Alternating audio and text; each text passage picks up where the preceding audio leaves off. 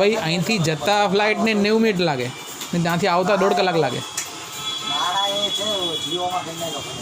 એ બાબતે આપણી પાસે કોઈ વ્યાખ્યાન નથી.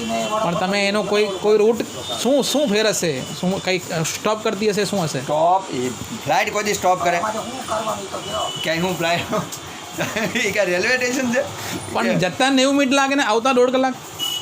એમ ન હોય. એની કંપની આને આવડા લોકોની અહીંથી જવાની કંપની અલગ હોય, એનાથી આવતી બીજી કંપની અલગ હોય. પણ કંપનીમાં ને ઉડે તો એ હવામાં ને, કંઈ હવા તો ચેન્જ નહીં થઈ જાય. હવા ચેન્જ ન થાય તો પછી જતા 90 મિનિટ લાગે ને આવતા 1.5 કલાક.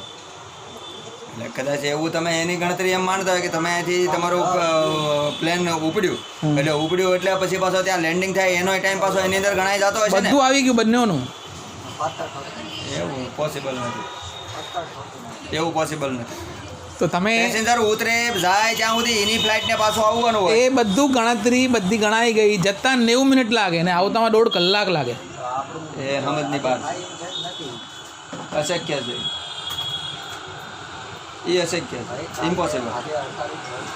તો હું ફરક શું હશે? કંઈ ફરક પણ મને મગજમાં તો આવવો જોઈએ ને ફરક. हाँ शंभू, जाने में 90 मिनट लगता है, आने में 1.5 घंटा, ऐसा कैसे? 90 मिनट तो 1.5 घंटा बात तो एक ही हुआ ना, सेम ही टाइम हुआ ना. हाँ यार, अरे